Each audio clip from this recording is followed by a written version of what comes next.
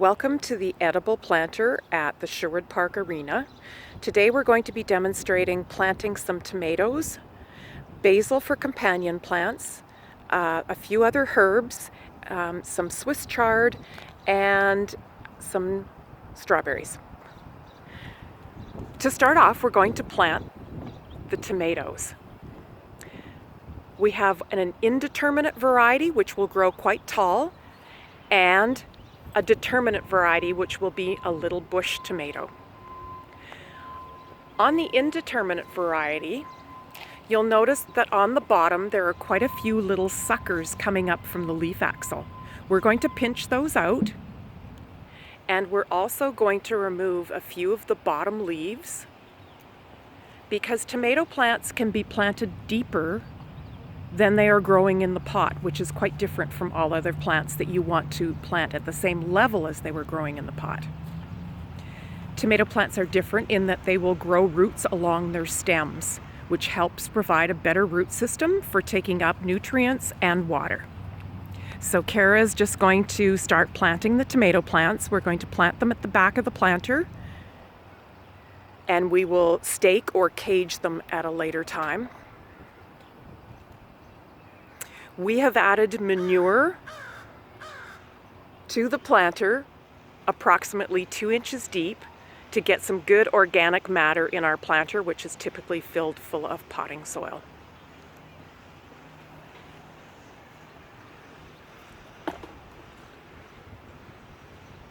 We're also going to be adding some fertilizer, which is rich in calcium.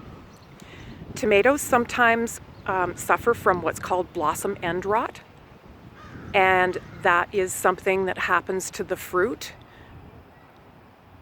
Tomatoes typically like calcium, so blossom end rot happens when there's a calcium deficiency, and also when there's lots of difference between drying out and being moist. So you need to keep them fairly moist all the time, and to use a calcium-rich fertilizer, or you can pulverize eggshells and add them to the bottom of your planting hole. Next to the tomatoes, we're planting basil. Basil is a very good companion plant for tomato plants.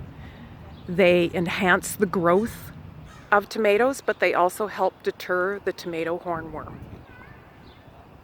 When you're growing basil and harvesting it, you can pinch out the growing tips as you're going, and it will help them bush out a lot. Also, try not to allow your basil plants to develop flowers, so keep them deadheaded. The next thing that we're going to plant is the Swiss chard. Swiss chard can be harvested leaf by leaf as they start to mature. They're great in stir fries or steamed like spinach. You can also use the stems chopped up in stir fries. They add a really different celery component to stir fries. This particular variety is called Bright Lights, and it has very colorful stems.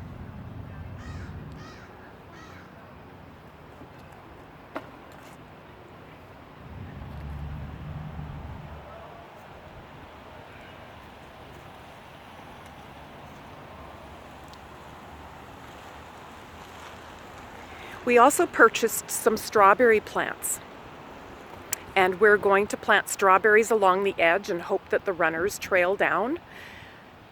Usually strawberry plants won't survive over the winter in a pot, so we'll transplant them out into the ground in the fall. A good companion plant for strawberries is borage, and we will plant a borage plant in the middle of this planter later on.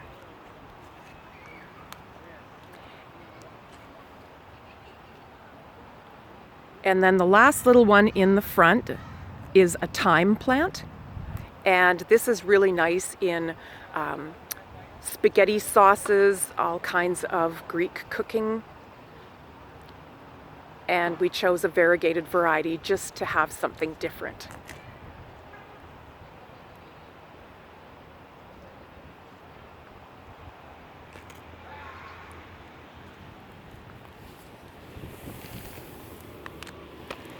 This is the variety of fertilizer that we've chosen. It's an organic fertilizer, high in calcium and iron.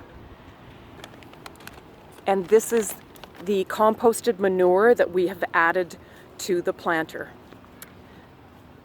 Thank you very much for joining us. We hope you enjoy planting your garden this summer and enjoy the fruits and vegetables of your labor. Thank you very much.